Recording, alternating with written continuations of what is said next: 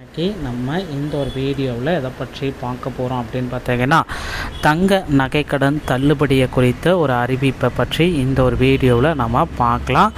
நீங்கள் நம்முடைய சேனலை முதல் முறையாக பார்க்குறீங்க அப்படின்னா மறக்காமல் ஒரு சப்ஸ்கிரைப் அண்ட் பெல்லை கிளிக் பண்ணி வச்சுக்கோங்க. வாங்க இந்த ஒரு வீடியோக்குள்ளே நம்ம போகலாம். 5 சவரன் வரையிலான நகைக்கடன் தள்ளுபடி இதை முதல்வர் விஜய் அவர்கள் வெளியிட்டிருக்காரு.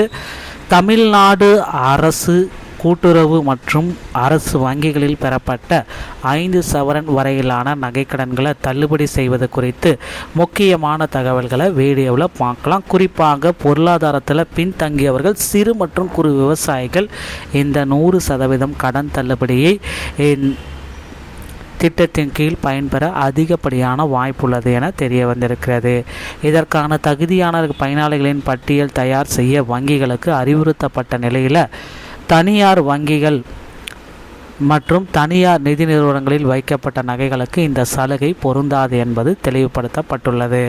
கடன் தொகை மற்றும் அடமானம் வைக்கப்பட்டுள்ள தங்கத்தின் அளவு ஆகியவற்றின் அடிப்படையில் பயணிகள் ஆய்வு செய்யப்பட உள்ளனர். இந்த திட்டம் குறித்து முறையான அரசாணை விரைவில் வெளியாகலாம் என்று எதிர்பார்க்கலாம். இந்த வேளையில் ஏழை எளிய மக்களின் நலனை முன்னிறுத்தி இந்த நடவடிக்கை எடுக்கப்பட்டுள்ளது. அதிகாரப்பூர்வ அறிவிப்பு வெளியானவுடன் தகுதியானவர்கள் தங்கள் நகைகளை திரும்ப பெற்றுக்கொள்ளலாம் என இந்த ஒரு வீடியோவின் வாயிலாக நாம் எதிர்பார்க்கலாங்க.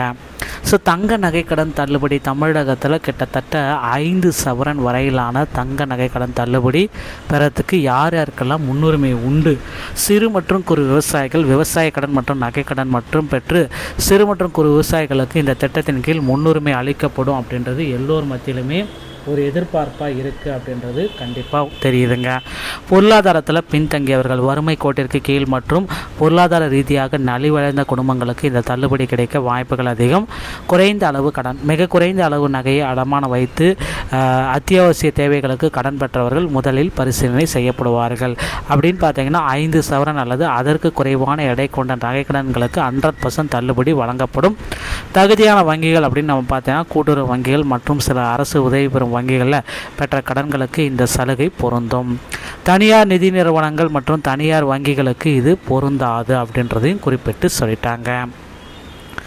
நகை கடன்களுக்கு இந்த தள்ளுபடி பொருந்தாது. தற்பொழுது பார்த்தீங்க அப்படின்னா இதில் தள்ளுபடி யாருக்கு பொருந்தாது அப்படின்னு பார்த்தீங்கன்னா ஒரு சிலர் நபர்களுக்கு பார்த்திங்கன்னா இந்த தள்ளுபடி பொருந்தாது.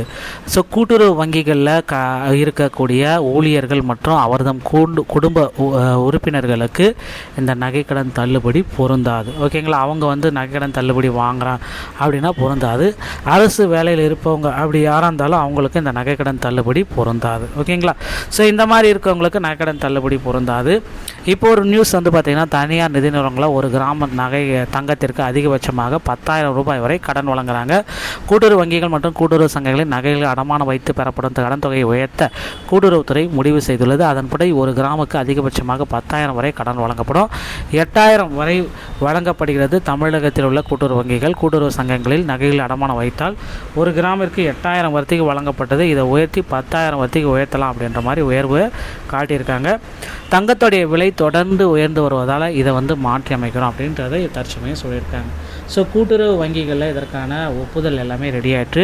தேசியமயமாக்கப்பட்ட வங்கிகள் மற்றும் தனியார் நிறுவனங்களில் ஒரு கிராம் தங்கத்திற்கு அதிகபட்சமாக 10,000 வரை கடன் வழங்கப்படும். இதனால் அதிக வாடிக்கையாளர்களை ஈர்க்கும் வகையில் கூட்டுறவு நிறுவனங்களிலும் தங்க நகை கடன் தொகையை உயர்த்த முடிவுகள் செய்யப்பட்டிருக்குங்க.